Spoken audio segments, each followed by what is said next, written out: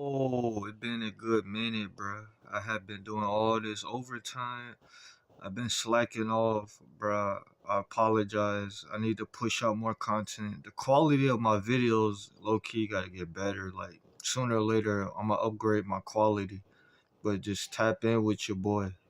You feel me? Leave in the comments more ideas, and let's tap in.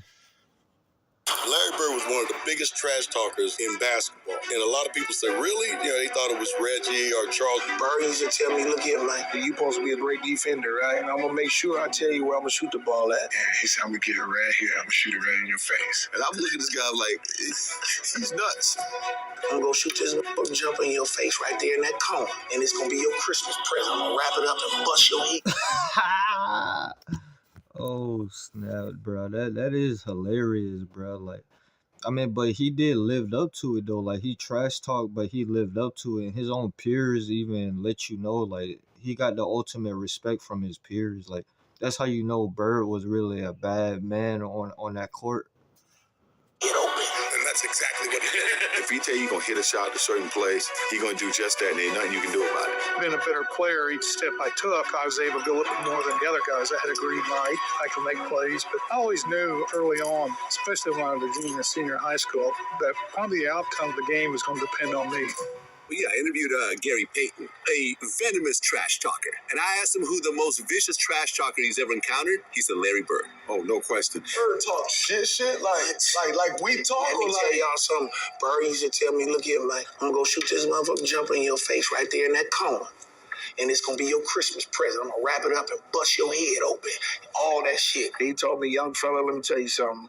I can shoot a jumper anywhere I want to. You supposed to be a great defender, right? I'm going to make sure I tell you where I'm going to shoot the ball at. And I was like, man, come on now. You're not going to shoot the ball. And so he said, I'm going to take you over in that corner right there. You see it over there by my bench, right? And I'm going to give you something, and it's going to be this jumper. So he went right to that corner. And I'm up on him, I'm wondering. And he said, young fella, what did I tell you I was going to do? And he turned around, raised up, it was all drawn. Damn, he bust your ass with he bust the glove ass with a bucket. Damn, word. Damn, bruh. I mean, Bird, bruh. Like he really like brought the game to what it is today. Like how to stretch bigs. Like he was what 6'10", can do that. Like in that era, who else was like that big and able to shoot the ball the way he able? And then he could move around the court too. Like he had playmaking skills. Nobody talks about that because that's like the underrated part of his game. Like he had like an all around game. Like he really what the game is today. Like he already was like that main player back then. You feel what I'm saying? Like type shit. And I said, shit, I ain't gonna mess with you no more. He's the coldest dude I ever seen with that shit, man. Everybody be talking about these greats. They don't be always mentioning him. He was the shit. Yeah. Shit, man. He'll give it to you any way he wanted to. Larry Bird was cold. Bird didn't talk trash to you, did Oh, he? my God. Bird talked trash to everybody. I always tell the story about Larry Bird. I remember him, he was cursing under his breath. And I asked him, I said, Larry, what's going on with you? He says, you guys are being disrespectful to me. And I says, what are you talking about? He says, you guys are putting a white guy on me. That's disrespectful. I just started laughing. I had no comeback. He says, it's disrespectful when y'all put a white guy on me. Larry said, I'm insulted that they would put a sorry dude like you on me. He said, no, I don't even want to play no more. He would drop the ball and take a turnover. And I'm looking at this guy like, he's nuts, you know? The story goes that when he played against Denver, they had a guy named John Hansley, a white guy, a really good defender, right? Okay. They put him on Larry, and Larry was weighing his ass out. Absolutely. And Larry would run by the bench and tell Doug Moe, who was the coach, get him off me. That's disrespectful. Put a black... That's hilarious, bro. Like he didn't want no white guy on him. I mean, but I could respect it though. Like he looked at it like you at least put a brother on me. You know what I mean? Don't put no white dude on me. Like he can't do shit on me. Like you know what I mean? But nobody could really guard Bird. Like he was a matchup problem. You know what I mean? Like he was gonna get a bucket regardless. You feel me? Like come on, bro. Like he really is like a. If you really think about it, he's like a top 5 player like ever. Like, but they don't even bring his name up Because I feel like when he got hurt, you know what I mean? Like they do all that dick sucking. Oh no, we're not gonna put Bird because he got hurt. And man, get the fuck on, boy. You know what I mean? Bird was really a top 5 player. If we being real, like he really is like a top 5 player ever. Like if we being real about it, like you know what I mean? Like all these talking heads, like it seems like they don't even know what the fuck they're talking about. You know what I mean? And then I remember JJ Reddick, like he was the main one hating on Bird and all that goofy shit. Like, come on, man, get off that man dick. You're not even on that man level for real. You feel what I'm saying? Like, come on now. I played back in the day. That's all he played against was brothers. So he was like, I had to torch his ass so they understand. And Larry got on the roll, started shooting the ball. Every shot was going in. Right? He runs by Frank Layden, who's the funniest guy in the league. And Frank is coaching, and Larry says to him, hey, Frank, don't you have anybody on that bench that can guard me? He goes, so nobody out here can. Frank looked down at the bench and goes, no. Along with Steve Jones and Rick Barry, this is Bob Neal. Just moments before the American Airlines Sheraton long-distance shootout. The All-Star game is in Dallas, the first three-point contest. And he just starts looking at guys, doesn't say a word, and people are getting kind of nervous. Everybody's sitting there, everybody's real quiet. You knew the guys, but you never were around them. And nobody's really saying anything. So I walk in and look around, and then he finally speaks and says, I'm just looking to see who's going to finish second. And says, I hope all you guys in here are thinking about second place because I'm winning this. Excuse me? Did you really say that? Who's playing for second? Yeah, I did. I worked so bad. When you walked in there, what were you thinking when you made that announcement to the room? Just messing with all those guys? I know going into that, I remember in the locker room, Robert said something that there's no way in hell I was going to win that three-point contest. So I knew right then I had to win it.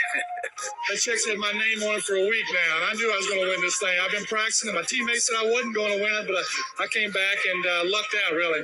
Bird would luck out again the next year, but in 1988, it looked like his luck had finally run out. He certainly doesn't have that normal Bird rhythm going for him. Seconds remaining, has only 7, has to be 15.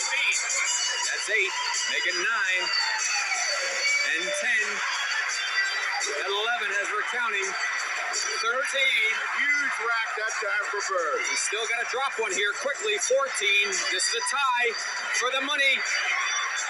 Yo! Larry Bird at the buzzer with the 2 points. Exactly what the score was. He knew that ball was going to win the competition for him, and it's almost like he did it in dramatic fashion just to make it more fun. He knew it when he let it go. That man was a sniper, man. That man was a killer on that damn court, you know what I mean? But yeah, man, Bird already knew he was gonna win that shit. Like he does this.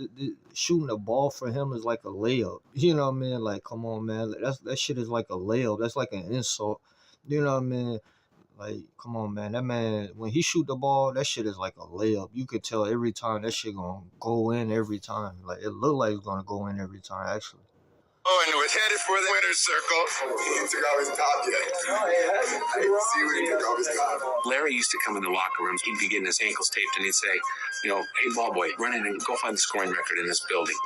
He needed those kind of challenges. He had accomplished every goal. We hadn't lost a game on the trip. And Larry told all of us players and the media, too, Warren and I's the last game of the trip, I'm going to play this one left-handed at least through 3/4. It was in a time when, McHale was still coming off the bench. And so Larry scores his 6th point on a left-handed shot. And I'll never forget it. McHale yells it out. And McHale goes, hey, Jerome, when do we start shooting right-handed? And at the end of 3/4, I get 27 points left-handed. Well, left-handed is one thing, but when the game got close, I had to go back to the right one.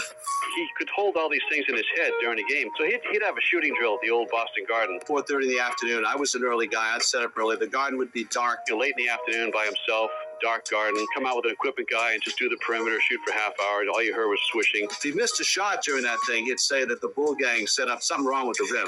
Otherwise that would have gone in. I'd get there early, plug in my Stone Age computer right next to the bench. He'd come over, he'd call me Scoop, he said, Scoop, what are you working on? I'm doing an early story. And I'd say, well, I'm doing an early edition newspaper story about your free throw streak. You are approximating the NBA record for consecutive free throws, so don't miss one tonight or I'll look bad on the paper. Sure enough, first half, he goes to the line for 2, and the foul line is lined up right where we're sitting if he looks over. He's at the line. He makes the first. He looks over and winks at me. He looks over and winks at me before he makes the second. I mean, guys don't do that today. And he would always thinking about these things. It's like paying off a bet in the middle of the game. He was doing two things at once. Well, you had the bird night. I had the bird night. That was a tough night, man. But nobody was guarding Bird, were they? Well, we were trying. You were trying to. But when a guy is literally coming up to court, calling his shots, it's in that game, we're on the free throw line, and he literally says, "It's off the glass. Who's next? Where do you want this one from?" And he just made one after another, and he just tortured us mentally. He tortured all of them. I think Bird went by the bench one time, too. He fell in the bench. Oh, he did. And he called that one. That was the one where he fell in it. He literally said, off the glass into the trainer. His last shot, he said, in the trainer's lap, coming down the court. He shot this high rainbow.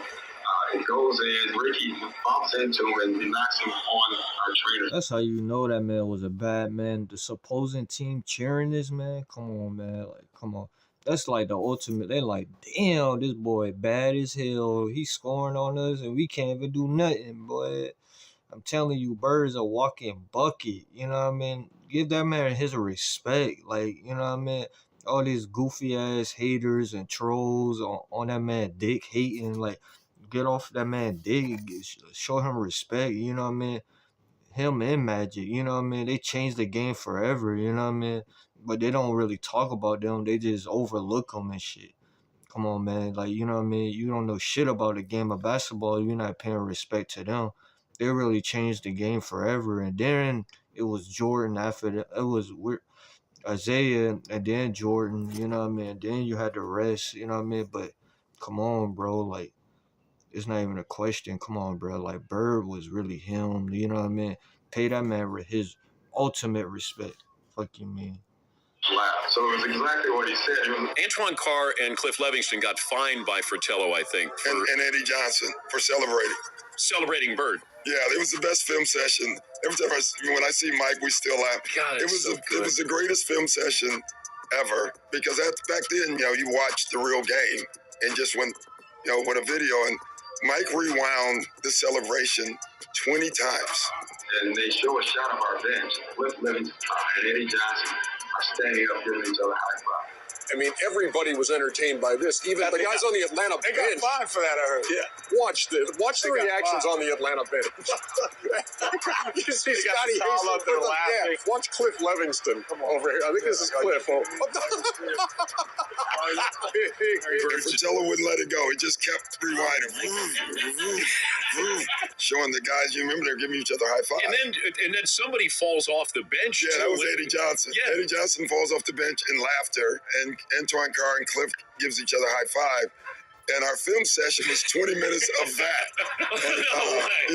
And so it was a bad night. The first game against Larry Bird, it was shocking. And I'm a rookie, I go shake his hand, and he put both hands behind his back. And I'm saying, okay, he's getting his head ready to play. First play of the game, he says, I don't know where they got you guarding me, Holmes. And he shoots a three. I was pissed. I said, I wasn't mad he hit the three. But this just called me Holmes, and so it's set up for a really interesting game. Because I remember one time I came down. Did this son of a bitch just call me Holmes? Damn. Hell no. Bird is savage for real. I dunked it on him. He laying on the ground. He fouled me, and I'm pointing. And he said, hey, Rook. I said, what? He said, I like you. He said, you got balls, but I'm still going to get 30 on your ass. He got about 38, so he kind of proved his point. But I had to pay my dues. I wasn't upset about that because, back then, as a rookie, you got to pay your dues. Simple as that. It was funny, the first time that I played in my rookie year, I guarded Larry Bird, and it took me about 10 minutes to realize I should be probably guarding him instead of staring at him. And he came down, it was funny, he came down one time, and Mark West was the center on our team, and Larry looked at me, and then he looked at Mark, and he said, Mark, I'm going to go down, I'm going to come off the screen, I'm going to catch it right there, I'm going to turn around, I'm going to shoot it in the rookie's face, and then I'm going to run down the floor. And that's exactly what he did. And I'm sitting there, that just happened. But did he talk to you, or you weren't good enough? Through me. He never addressed me. I love that. Like I wasn't even there. And did Mark West go on? Mark was like, all right, okay, all right. You probably will. Good luck. And then he did. He did it. But there was nothing I could do about it. He backed up whatever he said. If he tell you going to hit a shot at a certain place, or if he going to take you down to the post, turn around, hit a fadeaway J. He's going to do just that, and ain't nothing you can do about it. These guys came in together in 81. There's Kevin, there's Larry, there's Robert. Dennis Johnson, Danny Ainge, they knew what each other could do. And what I did was said, okay, let's see what's happening out there. And you'd see Larry shooting the three-pointer, and then I call a timeout, and they didn't count the three-pointer. And Larry just hit what would have been the game-winning shot, but KC called timeout. It won't count. It does not count. Boston had called a timeout. Larry came back to the bench, and he was a little upset. So he's very upset with that. So I diagrammed the play. He says, head with the play, Case. Hey, guys, when I come back after timeout, I'm going to go right to the same spot. I'm going to kick it in. Give me the ball and tell all the rest of the guys to get out of the way. I said, shut up, Larry. I'm the coach here. Okay. All right. And then you should take the ball out, give it to Kevin, then you throw it to Larry, and everybody get the hell out of the way. Celtics are down by 2 points, and Bird is out by the three-point line, and he's being guarded by a guy named Johnny High. He goes down before the ball is thrown in, and he's standing right in front of the Phoenix bench, and he looks at all the guys on the bench and says, yeah, I'm just fixing to bust a three on you guys and just go home. I'm tired of this. And he says, watch my hand as I follow through. And, Johnny High sort of smiles and laughs about it. And I was supposed to cut off the high post and post up for a second and then go across and set a pick. Well, I came off the pick and I was wide open and I stood there waiting for the ball. I had a smaller guy to post up and Larry just waved me out of the way saying, get out of here, get out of the way. And then he just turns around and shoots a perfect three. As the ball's in the air, he kind of turns towards the Phoenix bench and yells, told you so. He's got running to the locker room. As he continues on to the dressing room. Now, that's what you call arrogance. And for that time, I learned to run Larry's play, not the coach's play. Right, Larry's play. Shit, it seemed like damn Bird could do anything on the damn court he wanted. Like he was him for real on the court. I mean, you feel me? He got say so. I mean, he worked on his game. He put his time in the gym. You feel me? Come on, man. Like he's a Bucky. Of course he gonna feel like that because he worked on his game, and then nobody could guard him for real. Like that man, what 6'10", 6'11", or some shit. Like, come on, man. Like he really changed the game forever. What it is today. Like all these bigs and shit. Oh, Dirk. Nah, it wasn't Dirk. It was Bird. You know what I mean? Bird was that stretch big for real. Like the first stretch big. Like that's what it really looked like when you go back and do your research back then. Like that's what he was back then. Like, come on now. Wanted the light on him. He wanted the focus, and he wanted that ball. And in case he would ever call somebody else's play, Larry would just say, no. I'm shooting this ball, and he would. I get a charge when I tell someone on the opposing team that I'm going to hit the last second shot and then do it. That's what it's all about. High game, 13 seconds to play. Celtics basketball. During the timeout, I'm going through a play. And about that time, Larry steps in and says, Coach, why don't you just give me the ball and tell everybody to get out of the way? It's Larry. If he wants the ball, he wants the ball. After the timeout, we walked back on the court, and then Xavier was guarding him. So he tells Xavier, he says, I'm getting the ball. I said, I know I'm going to be waiting. And he said, I'm going to get it right here. I'm going to shoot it right in your face. Live, and Bird has the basketball. Look out. Larry Bird just phenomenal the way. On two people, boy. On two motherfuckers, boy. Wet they ass. Wet. Fuck you mean. You know what I mean? A bucket. Fuck you mean, gang. He came out when about that exact spot and shot a shot right in my face. And, he was like, I didn't mean to leave 2 seconds on the clock. I walked back to the sideline like, damn. Larry Bird was one of the biggest trash talkers in basketball. And a lot of people say, really? They thought it was Reggie or Charles. Larry Bird talked more trash on the basketball court than anybody I've ever played against. So we playing him the last play. He says to James Worthy, he says, you guys don't have to worry about it. I'm going to go right over there in that corner. And I'm going to catch it, I'm going to shoot it, and I'm going to tie the game or win the game, whatever the case may be.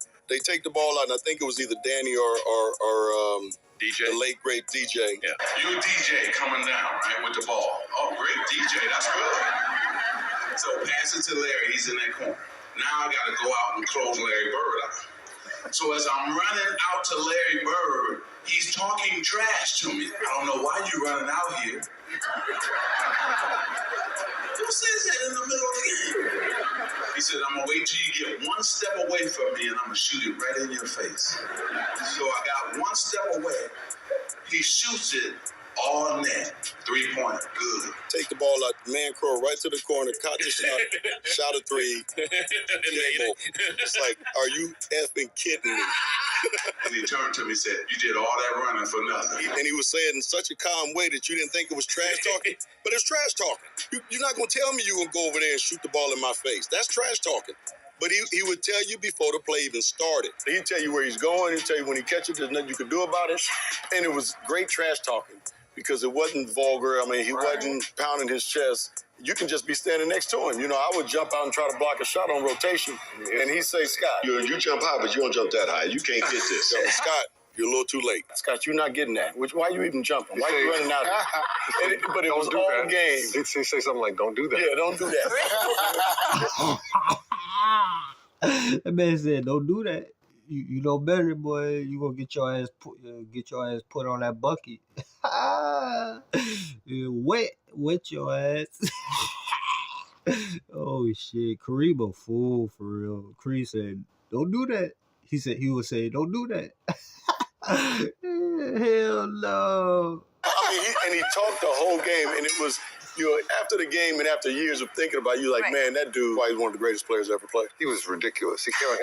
Our sportscaster played the Superman theme when he was talking about him that night after the game because he did everything. Points, rebounds, assists, just steals, you name it. Larry has such a great mind for the game. I had a lot of respect for him as a competitor. That competitive nature. See, I could respect Kareem saying that because he had battles with him, and then you feel me. He faced Bird. He know how good Bird was, and Bird never backed down to the challenge, man. Like he lived up to it. You know what I mean? He was a competitor. Like he wanted to win. You know what I mean? Like I really do believe if he didn't get hurt and the Len Bias situation and all that, like you know what I mean? Like the landscape of the league would have changed at that point because what 91, that's when Jordan started dominating. Come on, bro. You can't tell me Bird and Len Bias and all of them, like, you know what I mean? Like it would still be running the league in the 90s, bro. Like Bird probably would have had maybe 8-9 championships. You know what I mean? If that didn't happen, you know what I mean? That man probably would have had 8, 9, 10 damn championships. Jordan would have been probably lucky enough to even have 2, 3 chips, probably, if that. You know what I mean? Because Jordan couldn't even fuck with Bird early on in his career. You know what I mean? And people don't even talk about that shit. They just dick suck. They just Bird. I mean, they talk about Jordan like oh my God, you know what I mean? But when Jordan became him, I mean, Magic and Bird wasn't even them. They wasn't even like themselves, like how they was running the 80s and shit. You know what I mean? Like, come on, bro. It was injuries, all type of shit. You know what I mean? Come on, bro. Let's be real. Work ethic, because I asked a lot of questions. Playing with Byron Scott, I asked him a lot of questions. Eddie Jones, Magic, James Worthy, Kurt Rambis, all the Laker greats. I would always sit down and just ask them questions. What actually happened there? What did you feel there, and why? Bird tough to defend. Why? Because you look slow as shit to me. So like, I'm missing something. So like, tell me what I'm missing. You know what I mean? Like I was saying, growing up in Boston, people all used to always talking about that he can't jump, he can't do this, he can't do that. And, a lot of my friends was like that, So, I got to the league. I called all my friends back up. I said, all that trash that you were talking, you need to squash all that. Exactly. Like you don't even need all that. Look at Steph Curry. Look at Luka Doncic. You know what I mean? Like, come on, bro. Like you don't even need all that. Like they was able to still be them and dominate. You know what I mean? And they was the main guys in the league. You know what I mean? Maxed out and all type of shit because you know why? They put in a time in the gym. You know what I mean? Instead of worrying about these other the distractions and all that type of shit, they was worrying about putting that work in that gym and working on their craft, working on their game, you know what I mean? And then they just, you know what I mean? Because Bird, man, come on, man. Like, that man dominated, man. I'm telling you, he didn't get hurt. The Len Bias, this would be a whole nother conversation. This man would have had probably fucking 8, 9, 10 championships at most. You know what I mean? And then you know what people would be like? It'll be like, oh, Bird is a top 3 player ever. You know what I mean? Like, come on, bro. Like, you know what I mean? And that man got hurt. You know what I mean? Like, he wasn't the same player like how he was in the '80s, but he for damn sure was a bucket. You know what I mean? I'm telling you, the landscape of the league would have changed. You know what I mean? In the '90s, Jordan wouldn't have had no easy ass cakewalk like how he did. Yeah, he was a great, but come on, bro. Like Bird and Magic was running shit in the '80s. You know what I mean? And if they didn't get hurt, come on, bro. Like they would have ran the fucking '90s. You know what I mean? Come on, let's be real. This man is great. Whatever you were saying, for a man who can't jump, he's demolishing everybody. He's doing it on everybody. He's doing it on the best defensive players in the league. Yeah, I never forget driving and I'm listening to a game. It's New Mexico State playing Indiana State. I don't really care about the game, but New Mexico State is right up the streets from El Paso, and I went to UTEP, and we're big rivalries. So I'm hoping that Indiana State will beat New Mexico State. And I'm listening to the radio, and I have no clue of the players on either team. All of a sudden, this name keeps coming. Bird. He goes to the right. Bird. He makes the strike. Bird. I said, God damn, who's Bird? Bird. You know, here's Bird. And Bird this. And Bird. Oh, did you see the pass that Bird made? I can't see it, but I'm just trying to imagine it. When the time I got to the end, I said, damn, that brother can play. When I got the newspaper,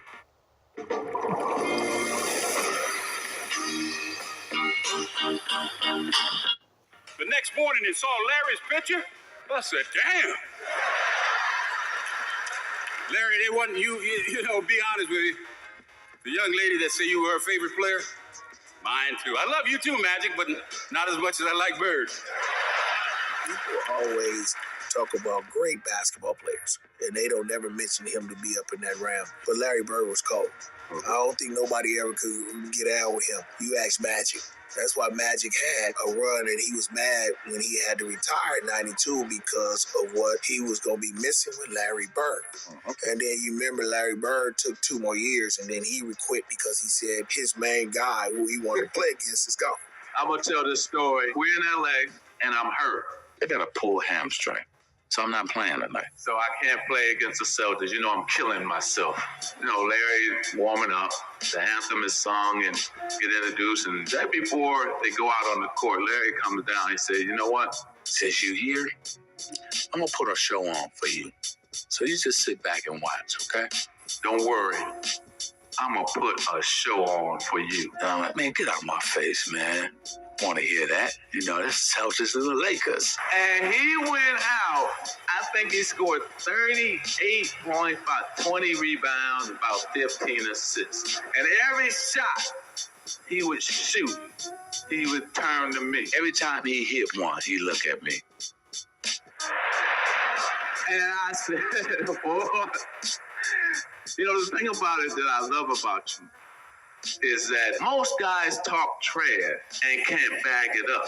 But Mr. Bird, you know you can back your trash talking up. And last but not least, I'm going to say this because you told me one lie. You only told me one lie in your career. Only one. And you only lied to the fans and all the people in the world one time. Do you know what that lie was? You don't remember, do you? Larry Bird said that there would be another Larry Bird one day. And Larry, there will never, ever, ever be another Larry Bird. And it wasn't. It never was. It was nobody even close to being a next Larry Bird. You know what I mean? It never was. You know what I mean? Magic was completely right about that. You know what I mean? Come on, bro. Like it would never be no next Larry Bird. How dominating, how young in his career, how he was winning like that. Come on, man. You know what I mean? That was just generational. He was a generational type of talent. You know what I mean? And so, this is mine, and I signed it to you, to the greatest basketball player ever, but more important, a friend forever. I love you, I respect you, and I admire you. I like this video. It was a great video. But like, comment, subscribe, share the video. Let me know in the comments what y'all think, and I'm out.